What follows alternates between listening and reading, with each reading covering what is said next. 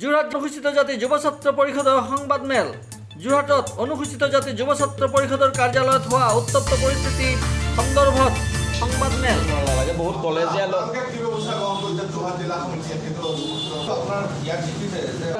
যোৰহাট বিজ্ঞান আৰু প্ৰযুক্তিবিদ্যা প্ৰতিষ্ঠানত যিটো মানে চন্দনাদেৱৰ ওপৰত আমাৰ আন্দোলন হৈ আছে, ৰুবুল দাসে ইতিমধ্যে আন্দোলনৰ কাৰ্যসূচীটো বন্ধ কৰি দিছে। আমি অনুসূচিত জাতি যুৱ ছাত্ৰ পৰিষদৰ আমাৰ হেমকান্ত দাসৰ নেতৃত্বত যিটো আমাৰ দল হৈছে এতিয়া মানে আমাৰ যিটো শিবিৰ, এই শিবিৰে আমি পুনৰ আন্দোলনৰ কাৰ্যসূচী ঘোষণা কৰিছোঁ। আমি অক্টোবৰ মাহৰ প্ৰথম সপ্তাহৰ ভিতৰতে পুনৰ চন্দনাদেৱৰ বিৰুদ্ধে আন্দোলনৰ কাৰ্যসূচী কৰিছোঁ। ইতিমধ্যে আমি আইনী ব্যৱস্থাটো গ্ৰহণ কৰা হৈছে। চন্দনাদেৱৰ ওপৰত CID-টো গোচৰ দিয়া আছে। আপোনাৰ মানে সুপৰিৱেশত আমি ডাঙৰ দীঘল কৰা যুৱক হয়, কিন্তু আমি আপোনালোকে চাওকচোন, আমি কোনোবা দিনা এই ক্ষেত্ৰত জাতিৰ নামত আমি ভণ্ডামি কৰিছোঁ নেকি? জাতিৰ নামত কাৰোবাৰ লগত কাজিয়া কৰিছোঁ নেকি? আমি ইমান সুন্দৰভাৱে যোৰহাট জিলাৰ যুৱকসকল বা লোকসকল থকাৰ পাছত তেখেতে গোপনে আহি 10-12খন ইন'ভা দৌৰাই আহি আজি যোৰহাট জিলাত যি অপ্ৰীতিকৰ পৰিস্থিতি সৃষ্টি কৰিলে, তাৰ কাৰণে আমি পুলিচ প্ৰশাসনকো আগতীয়াকৈ জনাইছোঁ যে এওঁ এনে এটা পৰিস্থিতি সৃষ্টি কৰিব পাৰে। গতিকে সেই কাৰ্যই আজি প্ৰমাণ হ'ল। গতিকে তাৰ কাৰণে ৰুবুল দাস সম্পূৰ্ণ জগৰীয়া। ৰুবুল দাসে আজি যোৰহাটৰ পৰিৱেশ বিনষ্ট কৰি দিলে। তাৰ কাৰণে কিন্তু প্ৰশাসনে এক সুব্যৱস্থা গ্ৰহণ কৰিব বুলি আমি কাতৰভাৱে অনুৰোধ জনাইছোঁ। আৰু লগতে আমাৰ অনুসূচিত জাতিৰ লোকসকলৰ ওচৰত আমি মানে ক্ষমা বিচাৰিছোঁ। এনেকুৱা ধৰণৰ জাতি প্ৰেম কৰা, এনেকুৱা ধৰণৰ বেইনামি কৰা ৰুবুল দাসৰ দৰে নেতাৰ প্ৰৰোচনাত পৰি যাতে আমাৰ জাতিটোক বিক্ৰী নকৰে, আপোনালোকৰ প্ৰতি অনুৰোধ আছে। আৰু আমাৰ যি 13 সংগঠন আছে, অনুসূচিত জাতিৰ সংগঠন আছে, আমি আমাৰ কৰ্মসূচীসমূহ একত্ৰিতভাৱে আগুৱাই নিয়াৰ আমি প্ৰয়াস কৰিছোঁ। এই একত্ৰিত হোৱাৰ ক্ষেত্ৰত তেওঁ প্ৰতিবাৰেই আমাক বাধা আৰোপ কৰি থাকে। গতিকে চাওক, মই এই কথা পুনৰ আপোনালোকক দোহাৰিছোঁ যে তেওঁৰ নেতৃত্বত থকা 4জনকৈ সাধাৰণ সম্পাদকক তেওঁ বহিষ্কাৰ কৰিলে। কোনো কাৰণ নাই, কোনো ভিত্তিহীন গোচৰত তেওঁ অভিযুক্ত কৰি সঞ্জীৱ দাস, জনাৰ্দন দাস, আজি ডিব্ৰুগড় জিলাত যি প্ৰেছ ক্লাবত, ডিব্ৰুগড় জিলাৰ যি কেন্দ্ৰীয় আম্বেদকাৰ ভৱনত আমাৰ যি সভা হৈছিল, সেই সভাতে তেখেতক এই সকলো কাৰ্যৰ পৰা, সকলো তেওঁৰ পদবীৰ পৰা তেখেতক আমি বহিষ্কাৰৰ সিদ্ধান্ত ল'লোঁ। প্ৰশাসনৰ লগত কথা পাতিছোঁ, তেওঁও এটা ব্যৱস্থা গ্ৰহণ কৰিবলৈ কাৰ্যালয়ত আছোঁ, তেতিয়া মোক ৰুবুল দাসে গটা মাৰি দি মোৰ পৰা চাবিটো কাঢ়ি পানি কাৰ্যালয়ৰ তলা খুলিবৰ কাৰণে উদ্যত হৈছে আৰু সোমাই গৈছে। আৰু মোক সিহঁতৰ সেই ভেৰুণীয়া গুণ্ডাৰ মাজলৈ ঠেলা মাৰিবৰ কাৰণে পঠাই দিছে। গতিকে সেই ল'ৰাখিনিৰ কবলত মই নপৰিলোঁ, সেইটো মোৰ মানে সৌভাগ্য। কিন্তু ৰুবুল দাসে মোক মানে পৰিকল্পিতভাৱে হত্যাৰ চেষ্টাহে চলাইছিলে। ৰুবুল দাসে মোক মানে তেওঁলোকৰ ভেৰুণীয়া গুণ্ডাৰ যোগেদি এক মাৰপিট কৰাৰ পৰিকল্পনা কৰিছিলে। আমি এটা কথা ক'ব বিচাৰিছোঁ, এই মোক জোৰ জবস্তি মোক ঠেলা মাৰি দিছে। এটা কথা চাওক, ৰুবুল দাসৰ যদি সৎ সাহস আছে, ৰুবুল দাস যদি প্ৰকৃত লিডাৰ, ৰুবুল দাস যদি প্ৰকৃততে তেওঁ অনুসূচিত জাতি যুৱ ছাত্ৰ পৰিষদৰ সভাপতিয়ে হয়, তেওঁ ইমান মানুহ অনুসূচিত জাতি লৈ আহিব লাগে নেকি? তেওঁ ক'ত ধেমাজিৰ পৰা, ক'ত শিৱসাগৰৰ পৰা, ক'ৰ আপোনাৰ নগাঁও তেওঁ গৃহ জিলাৰ পৰা বেছি মানুহ আনিছে। 4খন ইন'ভা লৈ আহিছে তেওঁ নগাঁও গৃহ জিলাৰ পৰা। আজি যোৰহাট জিলা সমিতিৰ কোনো প্ৰতিনিধি সভা নাই। ইতিমধ্যে যোৰহাট জিলা সমিতিৰ সভাপতিয়ে নাই উপস্থিত। যোৰহাট জিলাত ক'ত প্ৰতিনিধি সভা থাকিব? আৰু যোৰহাট জিলা সমিতিৰ সভাপতি আমাৰ দীপজ্যোতি দাস অলপ দিন শাৰীৰিক অসুস্থতাৰ কাৰণে ঘৰত আছে। তেখেত আকৌ পুনৰ উভতি আহিছিলে যেতিয়া 2021 চনৰ নিৰ্বাচনত, যেতিয়া তেওঁ মাত্ৰ 2500 ভোট পাইছে। তাৰ এগেইনষ্ট পাৰ্টি যিজনৰ পুল হৈছিলে সেইজনে 20 লাখ পাইছে ন, 20 লাখৰ ওপৰত ভোট পাইছে, কিন্তু তেওঁ পাইছে 2500 ভোট। গতিকে আমাৰ সংগঠনৰ মজিয়ালে তেওঁ আকৌ স্বয়ম্ভূ, তেওঁ মানে মুখ্য উপদেষ্টা পদবীটো নাই। মই প্ৰথমতে কৈ গ'লোঁ যে ৰুবুল দাসে কোনো ৰাজনৈতিক দলত যদি থকা ব্যক্তি আমাৰ সংগঠনৰ সদস্য হ'ব নহয়। তেওঁতো একেবাৰে ইলেকশ্যন খেলিছে, তেওঁ MLA খেলিছে। নহয়, মই মানে কি, আমাৰ সংগঠনটো দ্বিবিভক্ত হৈছিলে, কিন্তু পিছৰ ৰুবুল দাসে আমাক ক'লে যে আমি একেলগে কৰিব লাগে, সংগঠনটো ভাগ কৰি ৰাখিব নালাগে। সেইকাৰণে আমি ৰুবুল দাসৰ মানে কি কথামতে সংগঠনটো কৰিলোঁ আৰু যোৰহাট জিলাত অধিৱেশন পাতিলোঁ। তেতিয়া তেখেতে কৈছিলে যে যোৰহাট জিলাত অধিৱেশন পাতিছোঁ, মোৰতো বয়স হৈ গৈছে, মোৰতো 50 বছৰতকৈ বেছি হৈছে, মই সংগঠনটো থাকিবই নোৱাৰিম। গতিকে নতুন প্ৰজন্মক সংগঠনটোক দায়িত্ব দিয়া হ'ল। কিন্তু ৰুবুল দাসে সেইটো নকৈ পুনৰ তেওঁ কেইটামান মানে তেওঁ নিজৰ খুৰাকৰ পুতেক হয় হয়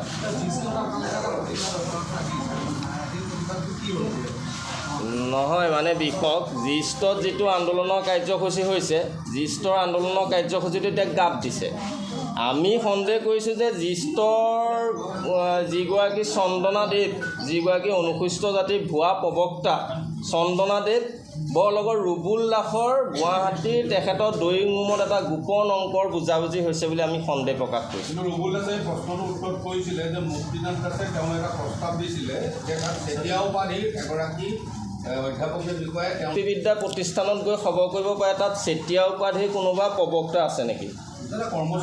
নহয় তেওঁ কৈছে যে প্ৰবক্তা বুলি কৈছে আমি শুনিবলৈ পাইছোঁ কিন্তু চেতিয়া উপাধিৰ কোনোবা প্ৰবক্তা তাত আছে নেকি আপোনালোকে খবৰ কৰিব পাৰে এইটো তেওঁ অনুসূচিত জাতিৰ জাতিটোক তেওঁ মানে এটা ধ্বংসমুখলৈ ঠেলি দিবলৈ তেওঁ সিদ্ধান্ত অনুসৰি অনুসূচিত জাতি যুৱ ছাত্ৰ পৰিষদৰ আমাৰ 5খন আঞ্চলিক সমিতি তেতিয়া ভংগ কৰি দিয়া হৈছিলে এনেই বাকী 5খন আমাৰ নিষ্ক্ৰিয় অৱস্থাত আছে মানে আমাৰ সৰ্বমুঠ আঞ্চলিক সমিতি 10খন আছিলে বৰ্তমান আমাৰ যোৰহাট জিলাৰ সমূহ আঞ্চলিক সমিতি ভংগ হৈ আছে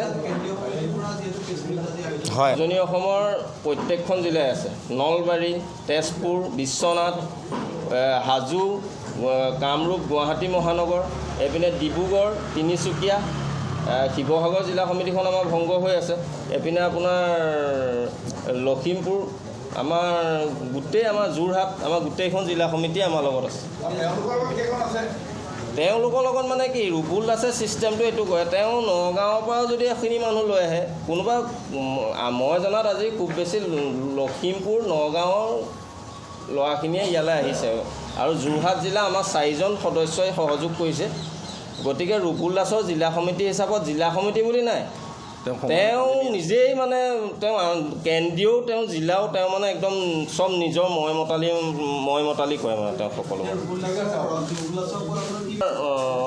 যোৰহাট জিলা প্ৰশাসনৰ আৰক্ষী অধীক্ষক মহোদয়ক আমি এখন এজাহাৰ দাখিল কৰিছোঁ যে ৰুবুল দাসে আমাৰ সংগঠনৰ নামত ভুৱাকৈ চিল পেড আদি ইত্যাদি ব্যৱহাৰ কৰি লগতে তেখেতে মোৰ চহীটো ব্যৱহাৰ কৰি আছে মোৰ চহীটো তেখেতে স্কেন কৰি তেখেতৰ কম্পিউটাৰত ৰাখি থৈছে গতিকে তেওঁ মোৰ চহীটো ভুৱাকৈ ব্যৱহাৰ কৰি আছে লগতে আমি যোৰহাট সদৰ থানাতো এখন গোচৰ দিছোঁ আমি আইনৰ ওপৰত আমাৰ আস্থা আছে আইনে আমাক শীঘ্ৰে এটা উচিত তদন্ত কৰি ব্যৱস্থা গ্ৰহণ কৰি দিব এইটো আপোনালোকে জানে মানে কি যোৰহাটৰ ৰাইজে জানে যোৰহাটৰ ব্যৱসায়িক গোষ্ঠীয়ে জানে বা যোৰহাটৰ বিভিন্ন সচেতন মহলে জানে যে অমিত দাসে চান্দা তুলিয়ে যোৰহাটত কিবা কৰিছেনে যে অমিত দাসে কেনেকৈ আছে সেইটো চবেই জানে ৰুবুল দাসলৈ প্ৰশ্ন কৰি দিয়া সেইটো ৰুবুল দাস নিশ্চয় সেই কথাটোত মই এটা প্ৰমাণ আপোনাক দিব বিচাৰিছোঁ যিহেতু মই এইটো প্ৰমাণ সহকাৰে ভিডিঅ' দি দিম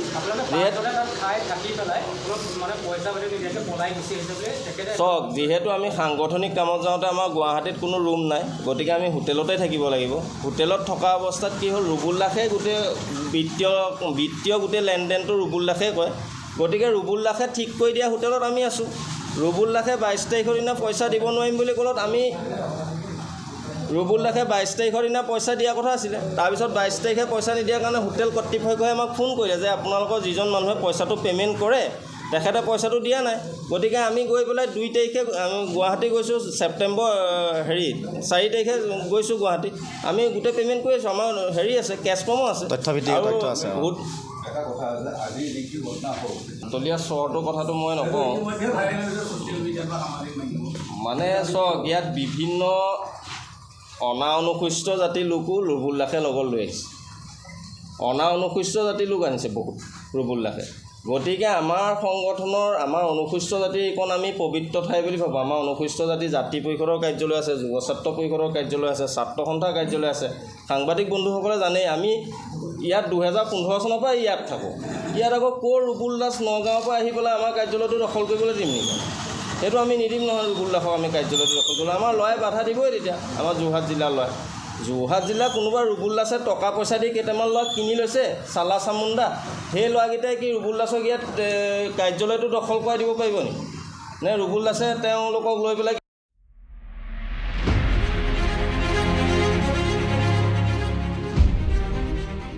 ব্যুৰ ৰিপৰ্ট মায়া নিউজ